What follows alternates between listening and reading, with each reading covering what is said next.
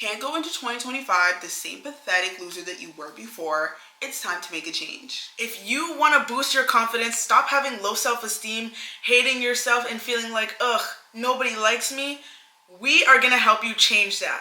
I'm Mel. And I'm Charles. And we're going to give you 10 steps to be the most confident version of yourself in 2025. So let's get into it. Yeah, I know what this is.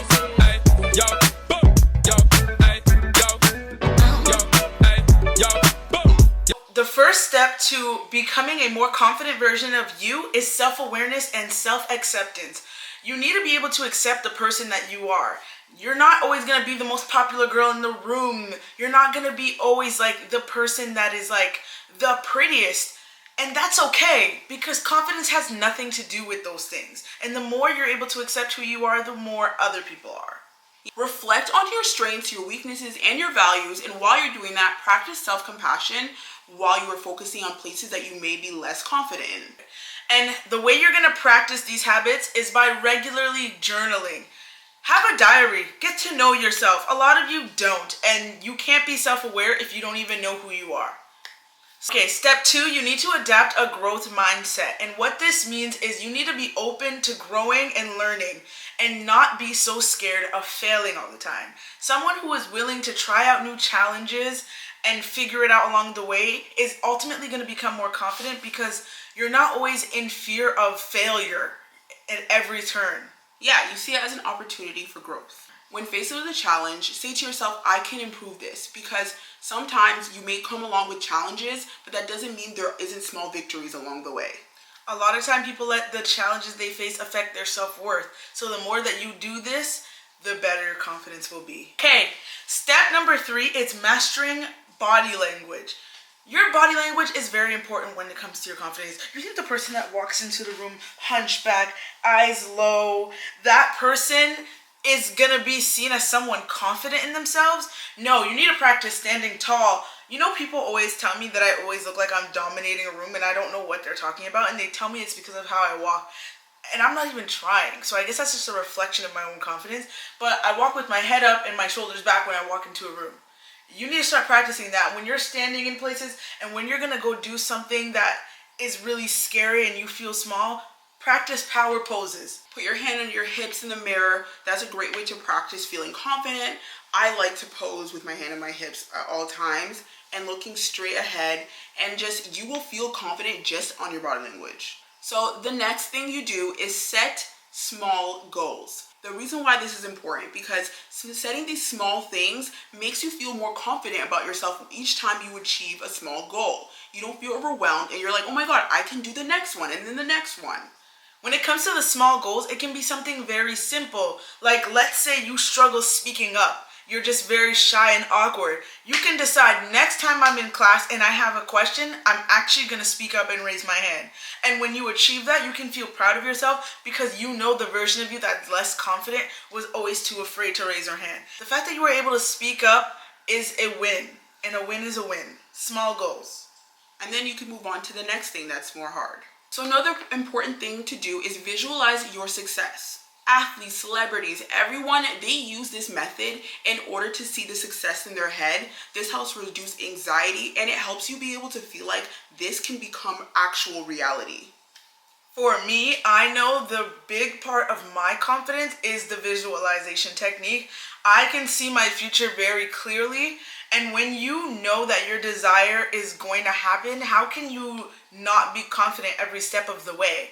You already know the finish line. So make sure you always imagine all of your goals and desires coming true. A really good way to practice that is through meditation. You guys should definitely do a 10-minute visualization meditation every day, where you just center with yourself and really imagine you at your best.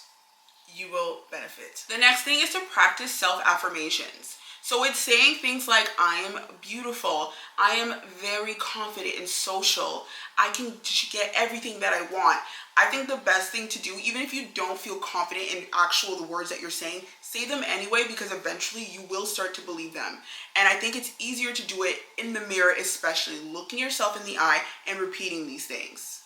And if you struggle with affirmations for whatever reason, find songs where they already say them and then repeat the same affirmations. Try that girl, Baby Tate. Go in the mirror. I'm wealthy. I am healthy. I am rich. I am that bitch. I am gonna go get that bag and I am not gonna take your shit. I am protected, well respected. I'm a queen. I'm a dream. I do what I wanna do and I'm who I wanna be because I am me. That right there, perfect. Find a song that says positive affirmations and make it the script of your life every single day. Your brain will then take that script and make it real.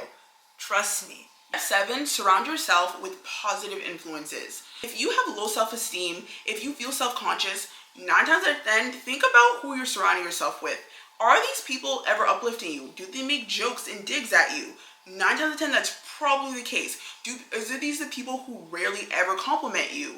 These are things that can actually impact what you think about yourself, and that's why it's important to actually look at the people who are actually positive in your life. Surround yourself with people with good vibes, good energy, who also love themselves, because that will force you to love yourself. And make sure not to surround yourself with self-deprecating people. A lot of the times, we gravitate towards people who are like us. So if you're someone who beats on herself, oh, my life sucks, everything sucks, and you have a friend that's like, me too, everything sucks, it sucks, we suck, and together you guys are like, everything sucks, we suck, we're garbage, we're trash, and we're fat.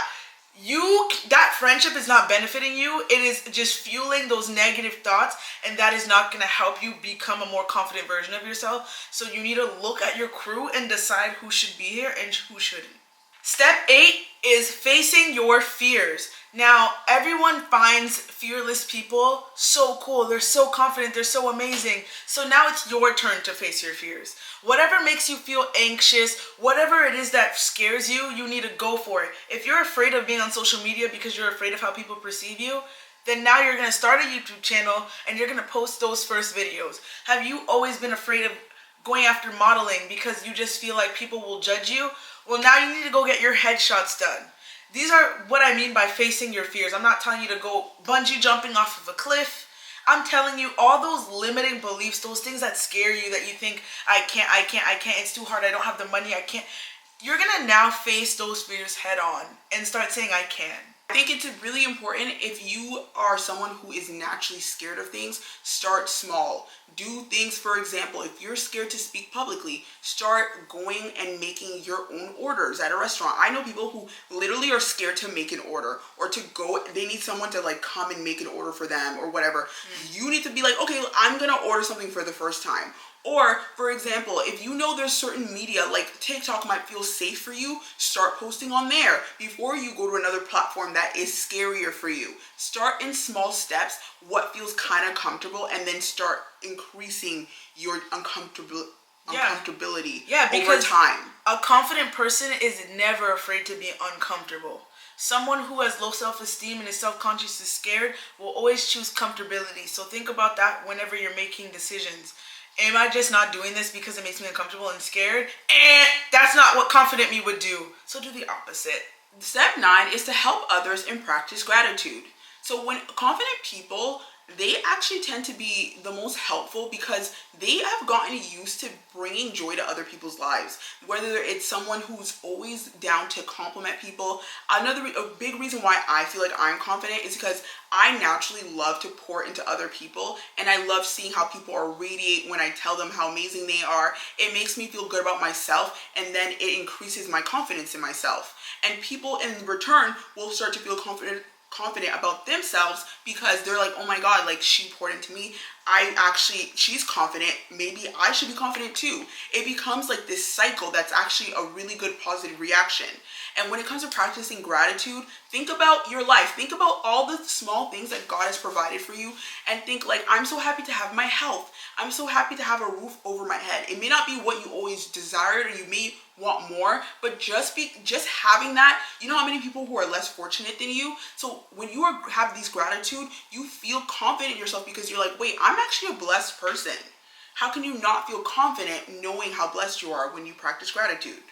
So yeah, keep that in mind. Know that confidence is not the same as cockiness, because cockiness is selfish most of the time, and confident people like to nurture others as well as themselves because it actually helps your self-worth.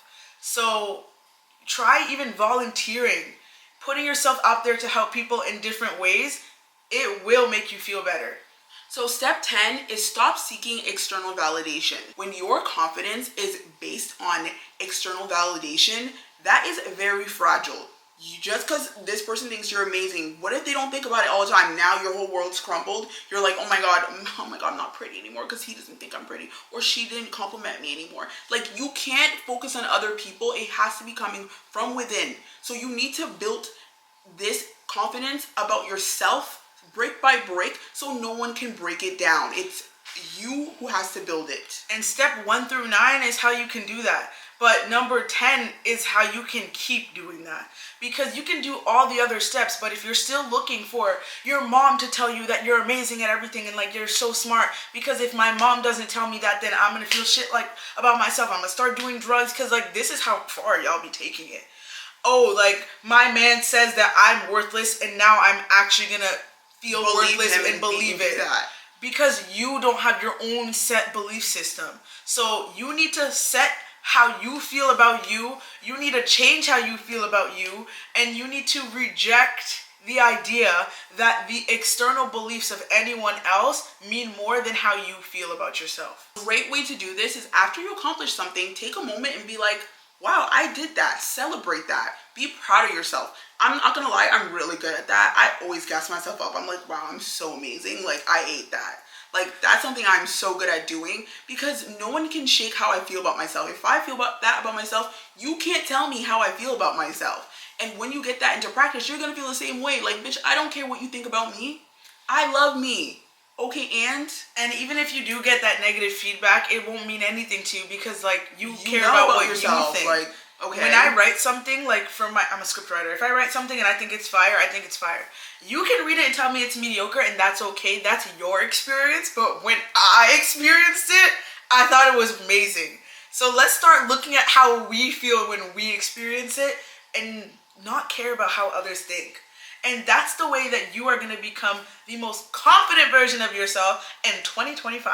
Yes, take these steps into practice, and I promise you, each and every day, each step is going to become the greater end of becoming the most confident person you're meant to be. It takes a day-by-day thing. It's not going to be right away, but if you don't give up and keep having self-compassion, I promise you will be confident with these steps. Make sure you like, comment, share, and subscribe to the Remy Diaries, aka Remy TV, your favorite YouTube streaming network, where you'll never want to change the channel. Bye!